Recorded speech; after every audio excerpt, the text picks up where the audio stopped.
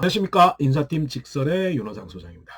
오늘은 면접에서 항상 보면 구직자들이 예상하지만 예상 외의 답변들이 많은데 그중에서도 굉장히 모든 답변을 그러니까 우리 지원자들이 열심히 준비하더라도 면접관은 항상 그 답변에서 빗나간다는 거. 그거 진짜 예상외의 답변이 예상외의 질문이 반복된다는 얘기가 굉장히 많은데 이제 면접에서도 가장 당황스러운 질문이 있습니다. 약간 뭐랄까 좀 강하게 부정적으로 묻는 걸 수도 있지만 이게 취업에서는 가장 핵심 부분일 수도 있기 때문에 어떤 질문을 하냐면 실제 뭐 다른 지원자와 같은 전공을 하셨고요. 그러니까 비슷한 과목을 배웠고요. 엄밀히 와서 비슷한 자격증도 있고, 어, 비슷한 경험도 있는데, 그러면 혹시 다른 지원자보다 본인만의 차별적인 노력이나 준비가 있습니까? 이런 질문을 받는 경우가 많습니다.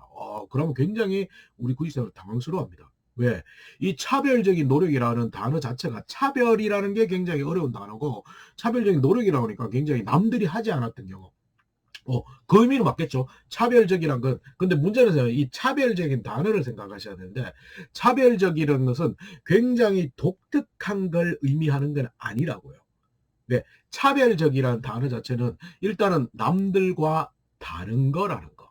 남들보다 다른 준비, 남들보다 조금 다른 노력. 요게 차별적인 노력입니다. 그래서 이 질문을 받게 되면 굉장히 당황스럽습니다. 대부분은 어떻게 하냐면, 남들이 하지 않았던 뭐 어떤 대회에 나가서 1, 2등을 해야 되나? 아니면 실제 인턴이나 뭐 이런 경험들이 있어야 되냐? 이렇게 생각하시는데, 면접관 입장에서는 어떨까?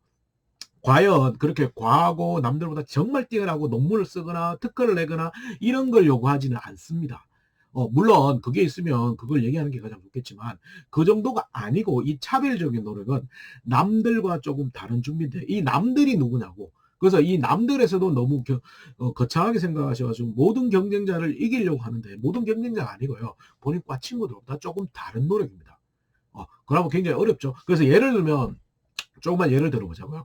그래서 이제 경영학을 배워 전공을 해서 이런 과목들을 배우고 이런 것들을 했습니다. 논리. 그거로 이제 엄밀히 와서 경영학을 배운 친구, 물론 경영학 순수 전공뿐만 아니고 엄밀히 와서 복수 전공한 친구도 어마어마하게 많거든요. 그러면 이 경영학을 배운 걸 조별과제, 졸업 작품 이런 공식적인 활동이 아니라 됩니다. 그래서 엄밀히 와서 경영학에서 배운 회계 부분을 배워가지고 실제 보면 제가 5개 회사의 재무제표를 분석해서 저만의 보고서를 만들어봤다. 이건 차별적 노력 아닌가요? 맞습니다. 이런 노력도 괜찮습니다. 엄밀히 말해서 그럼 공대 쪽으로 가면 캐드나 카티아를 배웠습니다. 캐드 카티아 배워가지고 실습도 하고 다 하잖아요. 근데 문제는 그걸 공식적인 활동이 아니지만 캐드 카티아를 배워가지고 저 혼자 집에서 한 50개를 그려봤다. 이것도 차별적인 노력입니다. 그렇죠. 그래서 그리고 광고를 만약에 하는데 광고 A가 되고 싶은데 광고 기획 그 공모전도 안 나갔고 이런 것도 없습니다. 그럼 어떻게 합니까?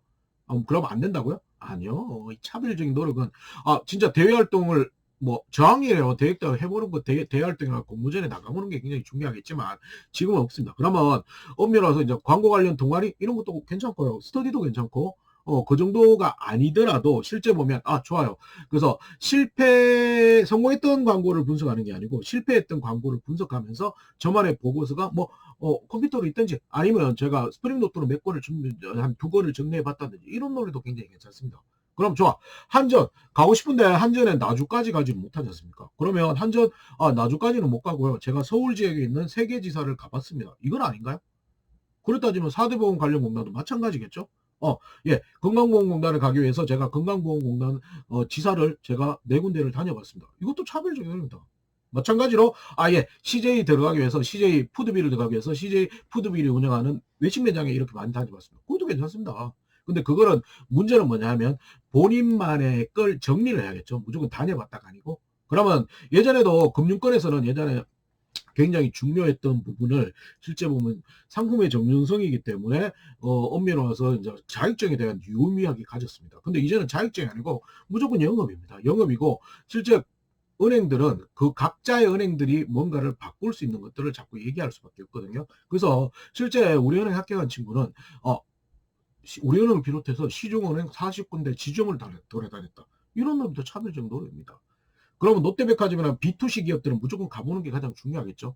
그래서 이 차별적인 노력 자체를 너무 거창하고 남들이 있어 보이는 그런 노력이 아니라도 된다는 거.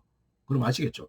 본인만의 조금 다른 노력입니다. 그래서 그걸 좀 정리하는 게 굉장히 필요한데 문제는 단순히 갔다. 증거가 안 되잖아요. 그럼 뭔가의 증거를 남길 수 있는 것. 뭐 본인만의 보고서를 쓴다든지 본인만의 정리를 해 놓는다든지 본인만의 뭔가를 만들어 놓는 게 굉장히 의미가 있다는 거.